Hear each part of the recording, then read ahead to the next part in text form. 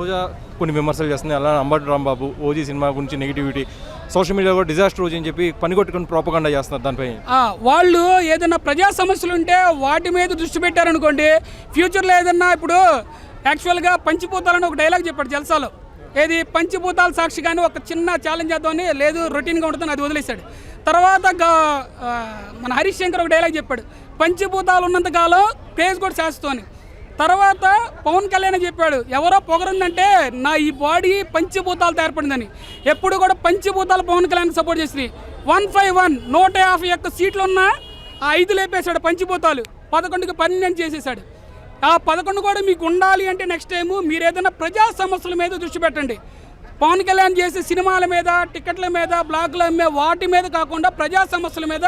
ఆ డైమండ్ రాణి ఏముందండి, ఇప్పుడు ఏదో షో చేసుకుంటుంది, జబర్దస్త్ నుంచి వెళ్ళగొట్టారు, ఇప్పుడు అది షో చేసుకుంటుంది. షో చేసుకుని తను డబ్బులు సంపాదించవచ్చు. అంటే పవన్ కళ్యాణ్ అక్రమాలు, ఏది లంచాలు తీసుకోవడం ఇవన్నీ చేయడు కాబట్టి తనకున్న ఏకైక సోర్స్, ఇన్కమ్ సోర్స్ వచ్చి సినిమా కాబట్టి సినిమా చేసుకొని ఇప్పుడు తనకి ఎక్కడ ఆస్తులు లేవు, తెలుసు, మనకే తెలుసు. పవన్ కళ్యాణ్ మూవీ పరంగా గ్రేట్ యాక్టర్, గ్రేట్ పొలిటీషియన్, కానీ ఆస్తులు ఏమి లేవు, ప్రాపర్టీస్ లేవు. లేనప్పుడు ఏం చేయాలి?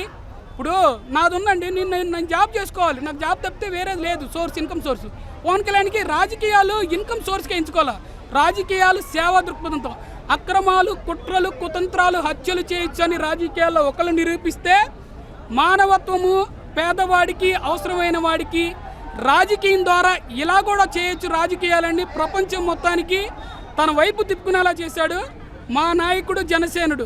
యాంకర్ శ్యామలో కూడా టార్గెట్ చేసే విధంగా యాంకర్ శ్యామలు, అదే చెప్తున్నాను. యాంకర్ శ్యామలో ప్రతి ఒక్క కుక్క మురుగుతుంటుందండి. కుక్కలు రోడ్డు మీద వెళ్ళినప్పుడు మురుగుతూ ఉంటాయి, వాటిని మనం పట్టించుకోకూడదు. పట్టించుకుంటే మనం దేనికి ముందుకు ఒక మంచి చేస్తున్నప్పుడు అందరూ మురుగుతూ ఉంటారు, అవన్నీ మనం పట్టించుకోకూడదు. ఎందుకంటే పవన్ కళ్యాణ్ చేసేది మంచి. నిజంగా వాళ్ళు పుట్టిన తల్లిదండ్రులను ఒక్కసారి తలుచుకొని పవన్ కళ్యాణ్ తప్పు చేశాడని చెప్పేసి వాళ్ళ తల్లిదండ్రులు నిజంగా వాళ్ళు పుట్టిన పుట్టకే నామర్దత, వాళ్ళు నిజంగా వాళ్ళు మనిషి జన్మ ఎత్తారు. నిజంగా వాళ్ళ పిల్లల్లో, వాళ్ళ అమ్మల్లో, వాళ్ళ నాన్నలో తలుచుకొని పవన్ కళ్యాణ్ తప్పు చేశాడని చెప్పానండి. నేను నిజంగా పవన్ కళ్యాణ్ తప్పు చేస్తే నేను ఈరోజు ఇట్లా మాట్లాడినండి. అంబటి రాంబాబు గారు తన సోషల్ మీడియా ఖాతాలో పాజిటివ్గా మాట్లాడుతున్నట్టే మాట్లాడి మళ్ళీ వెటకారంగా మాట్లాడుతున్నారు. దాని అంబటి చోట్ల అది డాన్స్లు ఏమంటేనో, ఏది ఇప్పుడు సినిమా యాక్టర్గా పవన్ కళ్యాణ్ డాన్స్ చేయాలి, యాక్టింగ్ చేయాలి, అది అంతేగాని ఎక్కడ కూడా బయట సోషల్ మీడియాలో కానీ బయట ఎక్కడ ఆయన ఏంటి 1 గంట, అరగంట వాడు చేసే తప్పులకి అసలు వాడి గురించి మాట్లాడుకోవడం మన టైం వేస్ట్ అండి. వాడికి రివ్యూ ఇవ్వలేం, వాడు అసలు జనాభా లెక్కలో లేడు. అదే వాడు జనాభా లెక్కలో లేడు. అలాంటి క్యాండిడేట్ని మనం తీసుకొని వాడి గురించి రివ్యూ ఇవ్వడం, ఎందుకంటే వాడి పేరు నా నోటితో పలకను, నా నోరు అపవిత్రం అయిపోద్ది. నా నోరు అపవిత్రం, వేస్ట్ క్యాండిడేట్. వాడి గురించి మనం మాట్లాడుకోవడం వేస్ట్.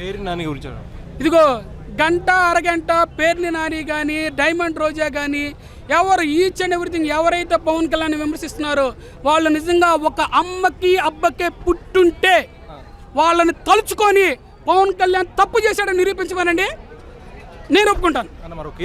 అందరూ ఒప్పుకుంటారు, ప్రజలందరూ. ఇప్పుడు నేను తప్పు చేశాను అంటున్నారండి, మీరు నిరూపిస్తేనే కదా. మీరు నిరూపించండి, మీరు నిరూపిస్తే అందరూ చూస్తారు. ఓకే, పవన్ కళ్యాణ్ పలానా చోట 100 కోట్లు తీసుకున్నాడు, 1000 కోట్లు తీసుకున్నాడు, లేకపోతే పలానా చోట ఈ అక్రమాలు చేశాడు, నిరూపించండి.